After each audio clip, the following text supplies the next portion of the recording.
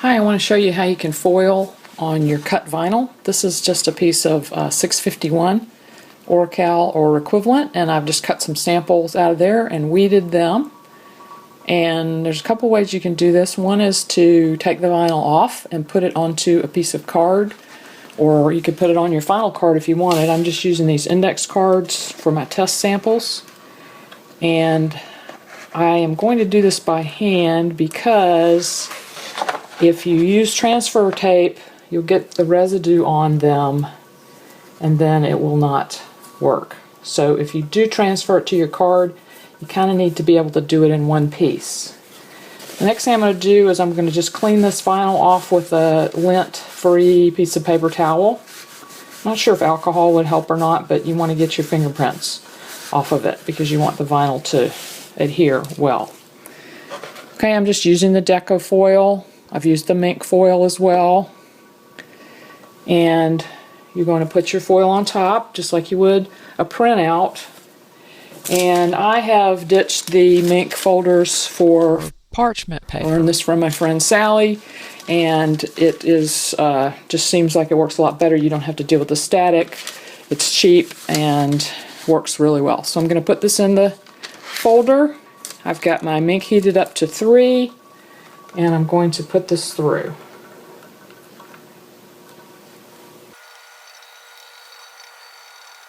While that's going, I'm going to get the next one ready. I can also just leave it on the backing and foil it that way. So I'll go ahead and cut one out and prepare for the next one we're going to do. I'm just going to peel all the extra off of this, and we'll foil this next one, leaving it on the backing. So I'm going to pull this one out and we'll go ahead and let this one go. Cut a piece for that.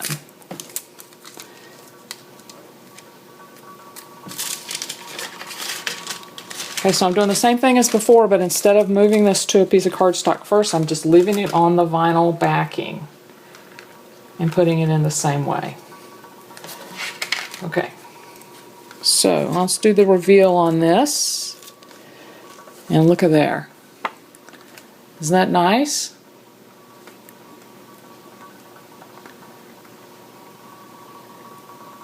So this is just another way besides your toner sheets that you can cut and foil.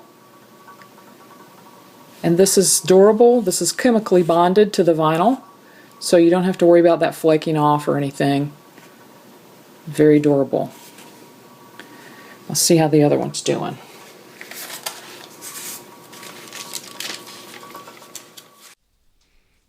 Okay, so let's look at the reveal on this one that was on the backing.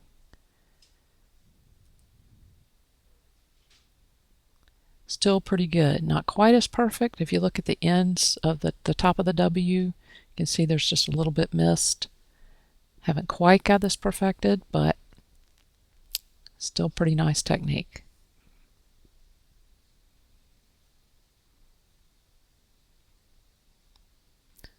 Now we can use this on a card and we can transfer it with transfer tape. I told you we couldn't do the transfer tape before we put the foil on, but we can do it after we put the foil on.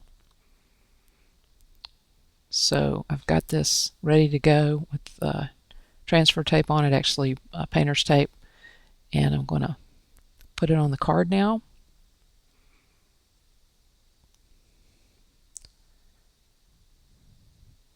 And when I peel it off, you can see that it does have some of the silvery metallic residue on the tape, but it doesn't really hurt the quality on the card. You still have the nice metallic look. So if you want to do something that you need to transfer with transfer tape, you want to leave it on the backing, do the foiling, and then do your transferring. So I hope you've enjoyed seeing these techniques of how you can foil cut vinyl, and make sure you like me and follow me.